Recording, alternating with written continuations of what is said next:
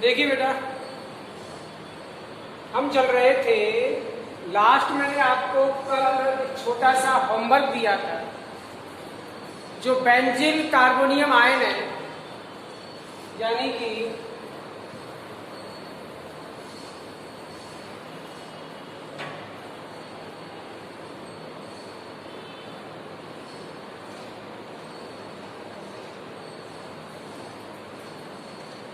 मैंने आपसे कहा था कि आपको इसकी अनुनादी संरचनाएं खुद से बनानी है। और मैंने आपसे कहा था कि जब यहां से क्लोरीन अलग होगा तो क्या बनेगा बेटा?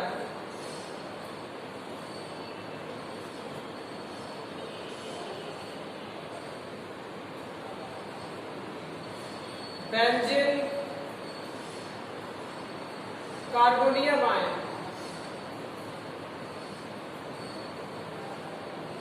ठीक है, मैंने बेटा आपसे कहा था कि आपको बनानी है इसकी अनुनादी संरचनाएं। ठीक है, मुझे उम्मीद है आपने बना ली होगी। ठीक है बेटा, तो देखिए अब हम आगे चलते हैं। आगे बेटा आपका एक नया टॉपिक आता है, वो है बेटा फ्रियोन। क्या है बेटा? फ्रियोन। कि फ्रियोन कैसे बनती है, फ्रियोन कहते किसे हैं, और इसका नामकरण किस प्रकार किया जाता है। तो देखिए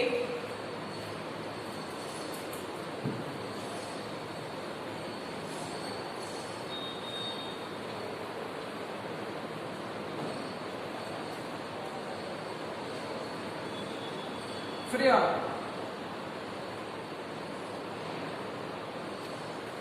तो देखिए बेटा, हम पहले आते हैं परिभाषा पर कि फ्रियोन होता क्या है। तो देखो, आपको याद रहे पॉलीक्लोरो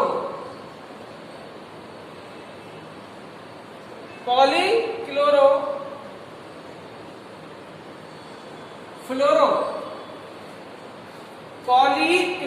फ्लोरो एल्केन।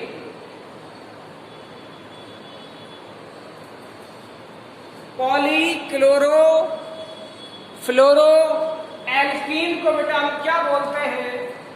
फ्रियोन। क्या बोलते हैं बेटा? फ्रियोन। ठीक है बेटा, अगर एक एग्जाम्पल के थ्रू देखें तो देखो,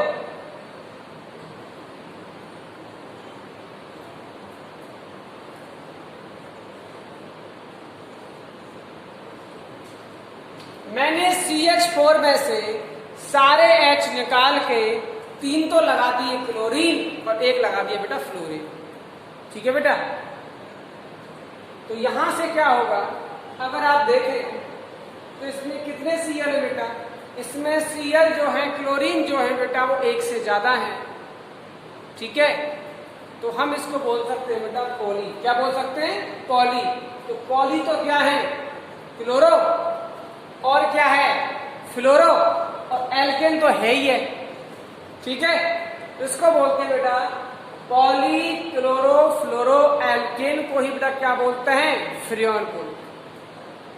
ठीक है बेटा, बहुत सिंपल सा है, कुछ भी नहीं है। अब आते हैं कि फ्रियोन बनता कैसे है। ठीक है बेटा, तो देखिए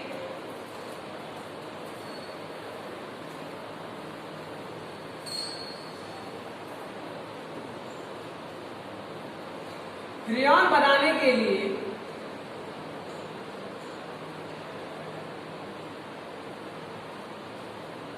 क्या करते हैं बेटा? हम लेते हैं CCl4, कार्बन टेट्रा क्लोराइड का उपयोग करते हैं, और हम लेते हैं साथ में बेटा HF, हाइड्रोजन फ्लोराइड का यूज करते हैं। यहां पर बेटा लेते हैं हम SbCl5। ये यहां पर उत्प्रेरक का कार्य करता है। ठीक है बेटा, तो देखिए क्या होगा, आपको एक फ्लोरीन अंदर ले जाना है, यहां से एक क्लोरीन को बाहर कर देना है। तो देखो क्या बनेगा, यहां से CCl3F, और यहां से जो क्लोरीन निकलेगा वो H से रिएक्शन करके क्या बनेगा बेटा? HCl बनेगा। बात समझ क्या ही नहीं बेटा, वापस सुने। फ्रेऑन बनाने के लिए हम बेटा यूज करते हैं कार्बन टेट्राक्लोराइड का यूज करते हैं, और उस कार्बन टेट्राक्लोराइड की अभिक्रिया बेटा हम किससे कराते हैं? HF से कराते हैं। उपस्थिति किसकी लेते हैं बेटा? SbCl5। ठीक है बेटा, तो ये यहां पर कार्य करता है किसका? उत्प्रेरक का। क्या यहां पर ये उत्प्रेरक है, और यहां से करना क्या है? ये फ्लोरीन अंदर जाएगा और यहां से एक क्लोरीन बाहर निकलेगा। जो क्लोरीन निकला है वो बेटा इस हाइड्रोजन से क्रिया करके बना देगा HCl, और यहां से बनेगा CCl3F। इसको बोलते हैं क्लोरोफ्लोरोकार्बन। ठीक है, अब हम आते हैं बेटा इसके नामकरण पर कि फ्रेऑन का नामकरण किया कैसे जाता है। ठीक है, तो देखिए इसकी और भी रिएक्शन है, सारी रिएक्शन सेम है, इसलिए मैं आगे ज्यादा नहीं बता रहा आपको। सब में आपको एक ही काम करना है, फ्लोरीन अंदर ले जाना है, क्लोरीन को बाहर कर देना है। ठीक है बेटा, अब हम आते हैं इसके नामकरण पर। इसका नामकरण कैसा होगा? तो देखिए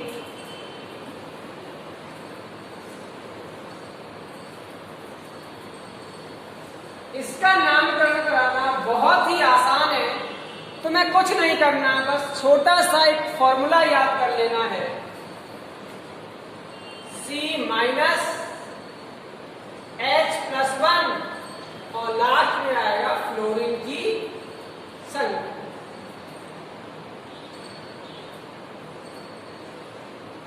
वापस C-1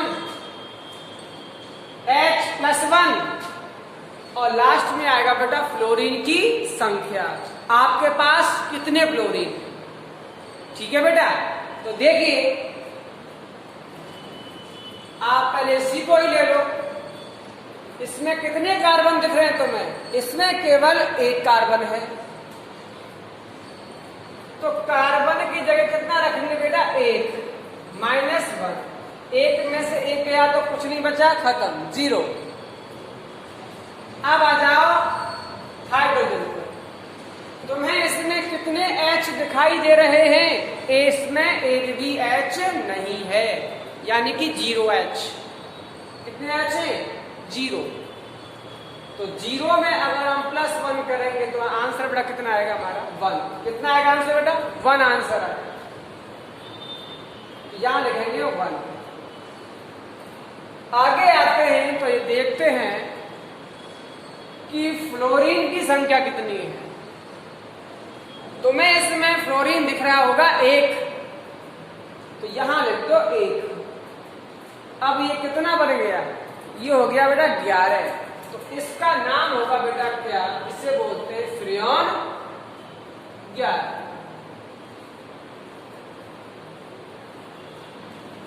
तो दिक्कत वापस सुनाए, अगर तुम्हें नामकरण करना है फ्रेऑन का तो ये 3 चीजें आपको याद रखनी है।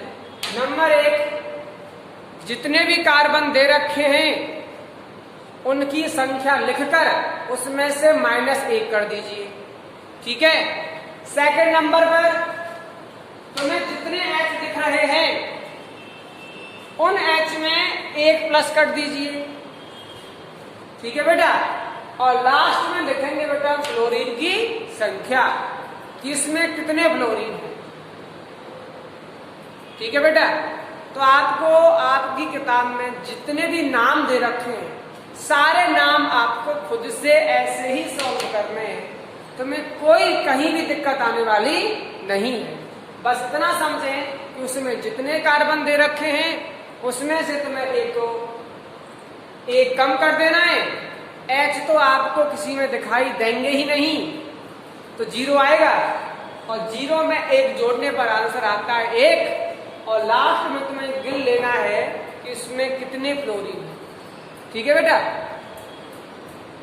आपको जितना फ्लोरीन दिखाई दे उतना आप यहाँ लिख देना तो आपका आंसर आ जाएगा। फ्रेऑन 11 है। अगर यहाँ 2 आता है तो फ्रेऑन 12। अगर इसमें कार्बन की संख्या होती 2, कितनी होती बेटा? 2 होती। अगर यहाँ कार्बन कितना होता? 2, तो 2 में से 1 गया, कितना बचा? 1। यहाँ तो 1 वैसे भी आता। अगर फ्लोरीन होता कितना? 2, तो उसका नाम पड़ जाता फ्रियोन 112। ठीक है बेटा, तो लगता है कोई दिक्कत नहीं है, आप आसानी से नामकरण कर सकते हैं। ठीक है बेटा,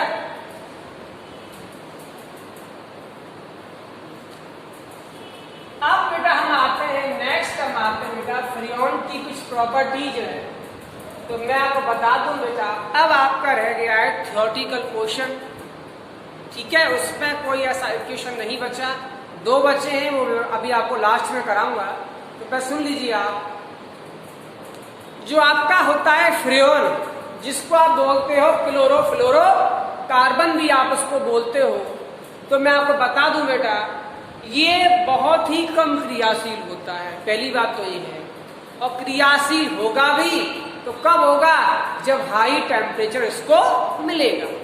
और बेटा कैसा होते हैं? ये स्थायी होते हैं, लंबे समय तक वातावरण में बने रहते हैं, आसानी से नष्ट नहीं होते हैं। ठीक है बेटा, अब बात आती है बेटा आपके 2 इसमें एग्जाम्पल रह गए हैं। एक तो आपका रह गया बेटा कौन सा? बेंजीन हेक्सा क्लोराइड, जिसे बोलते हो आप BHC, और एक आपका रह गया है DDT। इन दोनों से क्वेश्चन बोर्ड में पूछे जाते हैं। तो पहले तो बेटा हम पढ़ लेते हैं कि फ्रियोन का हमारे वायुमंडल पर या हमारे वातावरण पर क्या प्रभाव दिखाई देते हैं। ठीक है, तो देखिए बेटा,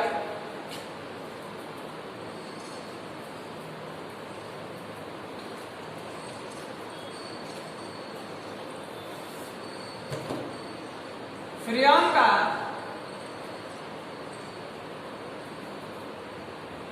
वातावरण पर प्रभाव, वातावरण पर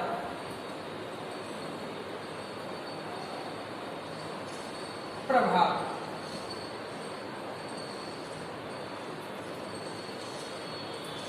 तो सुना बेटा, देखिए आप जानते हो कि आपके एक गैस होती है, इसका नाम होता है बेटा ओजोन। क्या होता है बेटा? ओजोन। अब ओजोन बेटा, वैसे तो ओजोन एक विषैली गैस होती है, लेकिन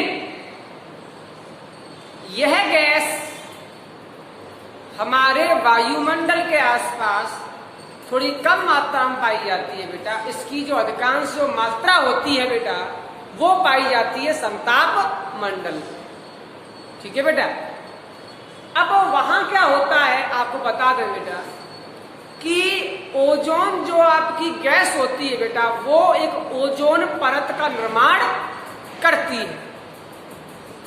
अब ओजोन परत जो होती है, वैसे तो बेटा विषैली गैस हमारे लिए ज्यादा फायदेमंद नहीं है, लेकिन ये हमारे लिए एक बहुत ही महत्वपूर्ण कार्य करती है।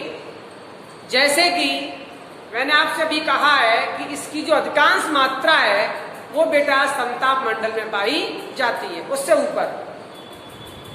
अब वहां पर क्या होता है बेटा, ये जो ओजोन गैस है, ये ओजोन गैस वहां जाकर बेटा एक क्या बना लेती है? एक लेयर बना लेती है, जिसको आपने क्या नाम दिया? जिसको हमने नाम दिया बेटा ओजोन परत। क्या नाम दिया इसको? ओजोन परत। अक्सर आपने देखा होगा, टीवी में आपने सुना होगा, कहा जाता है ओजोन परत में छेद हो चुका है, ओजोन परत के छेद का आकार बढ़ चुका है। ठीक है, तो यहां पर कहने का मतलब सीधा सा मेरा बड़ा ये है कि जो आपकी ओजोन गैस होती है, ये क्या करती है बेटा? वायुमंडल से सूर्य से आने वाली जो हानिकारक, जो परावैंगनी जो बेटा विकिरणें होती हैं, जिनका बोलते हो अल्ट्रावायलेट रेडिएशन बोलते हो, उनको पृथ्वी पर आने से रोकती है। ठीक है बेटा, क्योंकि ये ओजोन परत जो होती है बेटा, ये उन पराबैंगनी विकिरणों को अवशोषित करके और ओजोन लेयर का निर्माण करती रहती है, जिससे वो जो हानिकारक जो विकिरणें होती हैं वो पृथ्वी पर नहीं आ पाती। अब बात ये आती है कि उन विकिरणों से प्रभाव क्या पड़ता है। उन जो सूर्य की जो हानिकारक जो विकिरणें होती हैं, जिनको हम बोलते हैं पराबैंगनी विकिरणें, उनसे हमें हानियां क्या क्या है। तो मैं आपको बता दूं, वैसे आप किताब में लिखा हुआ है, पराबैंगनी जो विकिरणें होती हैं बेटा, वो सीधे सीधे हमारे त्वचा पर डालती हैं बहुत ही हानिकारक प्रभाव, जिससे हमारे त्वचा पर हो जाता है स्किन कैंसर का खतरा काफी बढ़ जाता है। ठीक है बेटा। दूसरी बात, आपने सुना होगा मोतियाबिंद रोग होता है। ठीक है, तो यह जो विकिरणें होती है बेटा, ये मोतियाबिंद वाले रोग को काफी बढ़ा देती है, काफी हद तक वो रोग बढ़ जाता है। ठीक है, सूक्ष्म जीवों पर, सूक्ष्म पेड़ पौधों पर ये विकिरणें बहुत ही हानिकारक प्रभाव डालती हैं। तो कहने का मतलब सीधा सा मेरा बेटा ये है कि ये विकिरणें हमारे लिए तो काफी हानिकारक होती हैं।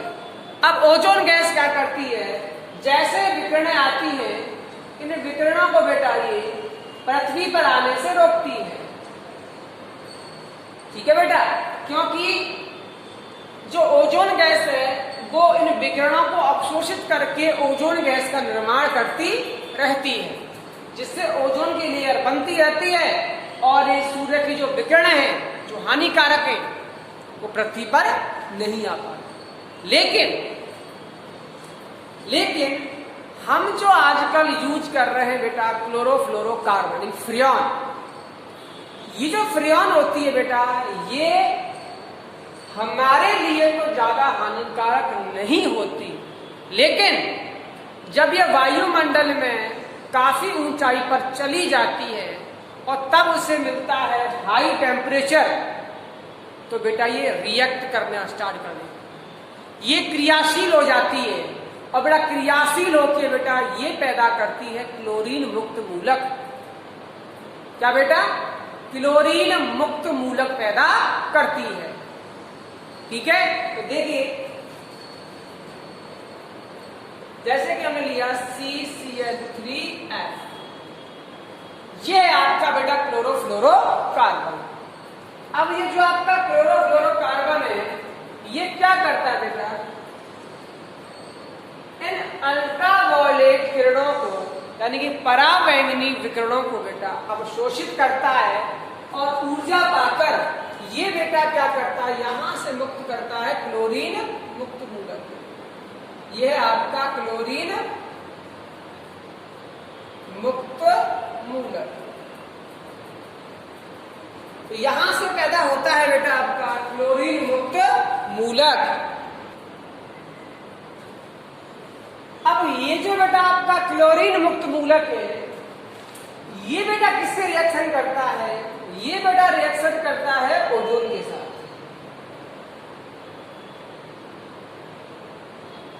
वापस सुनो, क्लोरोफ्लोरोकार्बन जो आपकी फ्रियॉन गैस है ये नॉर्मली रिएक्ट नहीं करती, लेकिन जब इसे हाई टेम्परेचर मिलता है तो बेटा ये रिएक्शन स्टार्ट कर देती है।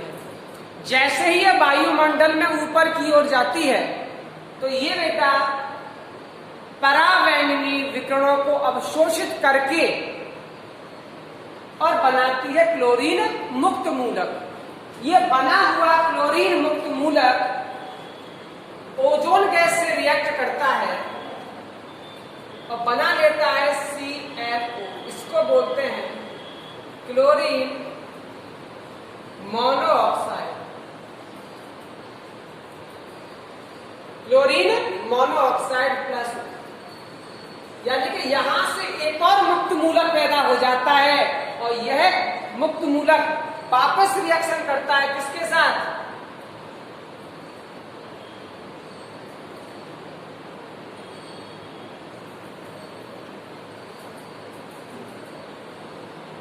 ये जो आपका क्लोरीन मुक्त मूलक है ये वापस रिएक्शन करेगा O3 के साथ और एक नया क्लोरीन मुक्त मूलक बन जाता है। ठीक है बेटा, वापस ध्यान से सुने। ये जो बेटा आपका बना है ये वापस से बनाता है क्लोरीन मुक्त मूलक। वापस सुने, क्लोरोफ्लोरोकार्बन ने किससे रिएक्शन किया? पराबैंगनी विकिरणों से। क्या बनाया? क्लोरीन मुक्त मूलक। ये क्लोरीन मुक्त मूलक किससे रिएक्शन करता है बेटा? ओजोन गैस से रिएक्शन करता है। और ओजोन गैस से रिएक्शन करने के बाद वापस एक नया मुक्त मूलक बना लेता है। फिर ये मुक्त मूलक ओजोन से फिर रिएक्शन करता है और वापस नया क्लोरीन मुक्त मूलक बन जाता है। ये रिएक्शन लगातार चलती रहती है और ऐसा माना जाता है कि क्लोरीन के एक परमाणु से कम ओजोन के 1,00,000 अणु क्या करते हैं? रिएक्शन करते हैं। अब इससे क्या होता है? इससे वायुमंडल में ओजोन की जो लेयर है, ओजोन गैस की जो मात्रा है उसमें धीमे धीमे कमी आने लगती है। और जब ओजोन की मात्रा में बेटा धीमे धीमे कमी आने लगती है तो ओजोन परत का धीमे धीमे ह्रास यानी कि क्षय होना शुरू हो जाता है। और जब इसका क्षय होता है तो जो आने वाली जो सूर्य से जो पराबैंगनी विकिरणें हैं उनकी कुछ मात्रा पृथ्वी पर आने लगती है, जिससे पृथ्वी का टेम्परेचर बढ़ता है और हमको उसका नुकसान झेलना पड़ता है। तो यह है बेटा आपका फ्रियोन का वातावरण पर क्या प्रभाव पड़ता है। इसी वजह से आजकल इस फ्रियोन गैस का यूज कम से कम किया जाता है। ठीक है बेटा, तो ये तो आपका खत्म हो गया। अब आपका इसमें 2 रह गए बेटा, DDT और आपका रह गया है BHC यानी कि बेंजीन हेक्सा क्लोराइड। देखो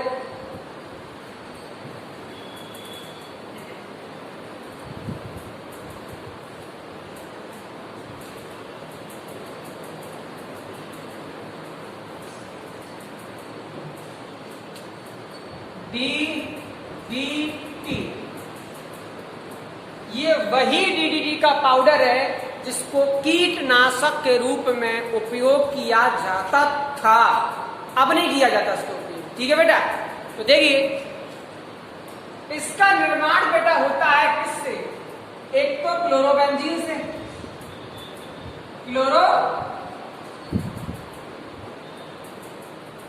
क्लोरोबेंजीन एवं क्लोरल।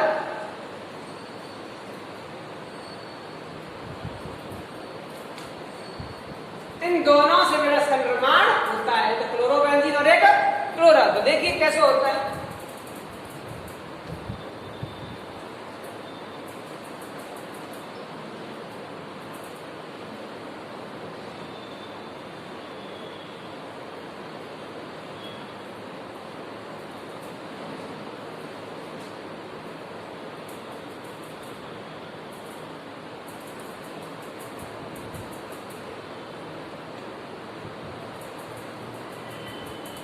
यहां से क्या निकाल दीजिए बेटा? यहां से निकाल दो -H2।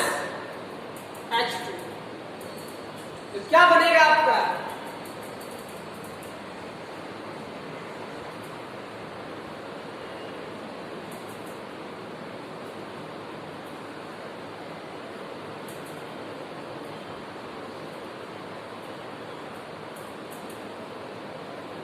ठीक है बेटा, यही तुम्हारा क्या है बेटा?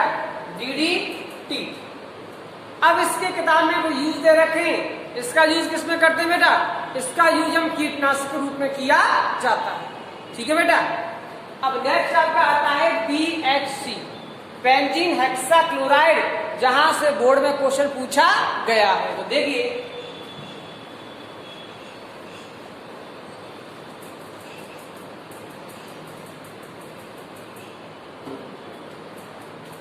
BHC benzene hexa chloride. अब देखिए, अगर आप बेंजीन रिएक्शन किससे करा रहे हो बेटा? क्लोरीन से करा रहे हो। किसकी उपस्थिति में? सूर्य के प्रकाश की उपस्थिति। तो यहां से क्या बनेगा बेटा? यहां से बनता है बेंजीन हेक्सा क्लोराइड।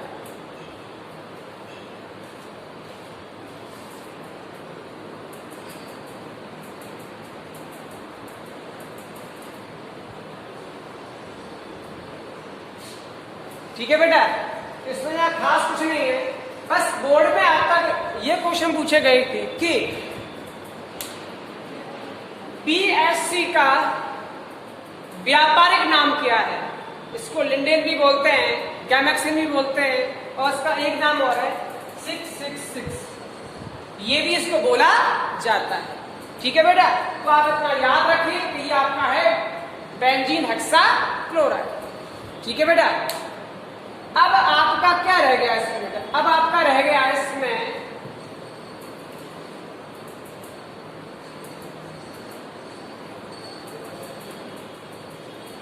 BHC और आपका DDT का हमारे ऊपर क्या इफेक्ट पड़ता है, वातावरण पर क्या इफेक्ट पड़ता है। बस ये क्वेश्चन आपके रह गए, थ्योरेटिकल क्वेश्चन है। ठीक है, तो थोड़ा ध्यान दें, सुन लें एक बार बस कि चाहे आपका BHC हो चाहे आपका DDT हो बेटा, ये दोनों ही काफी स्थायी कंपाउंड माने जाते हैं। ये बेटा नेचर में बने रहते हैं, प्रकृति में, ये नष्ट नहीं होते। अगर आप इनका यूज करते हो, अगर आप इनका यूज कर रहे हो कीटनाशक के रूप में, तो बेटा ये पेड़ पौधों में जाते हैं और पेड़ पौधों के अंदर जाकर भी ये स्थायी बने रहते हैं। और जब आप पेड़ पौधों से प्राप्त होने वाली विभिन्न सामग्री का आप उपयोग करते हैं, तो ये जो DDT और BHC आपकी बॉडी के अंदर जाते हैं और वहां पर भी इनकी मात्रा बनी रहती है। ऐसा रिसर्च में देखा गया था कि ये जो केमिकल्स होते हैं, ये इनकी मात्रा कई वर्षों के बाद भी इनकी मात्रा में कोई परिवर्तन दिखाई नहीं देता है। इनकी मात्रा हमेशा बनी रहती है, ये विघटित आसानी से नहीं होते हैं बेटा। ठीक है बेटा, और मिट्टी को भी कहीं ना कहीं ये क्या करते हैं बेटा? प्रभावित करते हैं। अगर आप DDT का छिड़काव कर रहे हो तो क्या होगा? ये जो DDT है बेटा, ये मिट्टी में जाती है और मिट्टी में ये कई वर्षों तक बनी रहती है, इसका विघटन नहीं होता। इस तरीके से ये मिट्टी को भी क्या करती है बेटा? प्रभावित करती है, जीवों को भी प्रभावित करती है। और अगर इनका अधिक मात्रा में यूज किया जाए तो इनसे बेटा कुछ आनुवांशिक विकृतियां भी पैदा हो जाती है। जैसे कि अगर आप BHC का अधिक उपयोग करो तो ये बेटा तंत्र पर क्या डालता है? बहुत ही हानिकारक प्रभाव डालते हैं। ठीक है बेटा, तो ये आपका फर्स्ट चैप्टर पूरा कंप्लीट हो चुका है। अब इसमें आपका कुछ नहीं रहा, किताब के पीछे के क्वेश्चन दे रखे हैं, अब आपको वो खुद से लगा के देखने कि हमसे हो रहे हैं या फिर नहीं हो रहे। ठीक है बेटा, अगर आपसे वो नहीं हो रहे हैं तो कहीं ना कहीं आपने पढ़ने में थोड़ी ढील दी है, तो वापस रिवाइज करें। ठीक है बेटा, कल हम आपका नेक्स्ट चैप्टर स्टार्ट करेंगे इससे अगला बात। ठीक है बेटा, थैंक यू।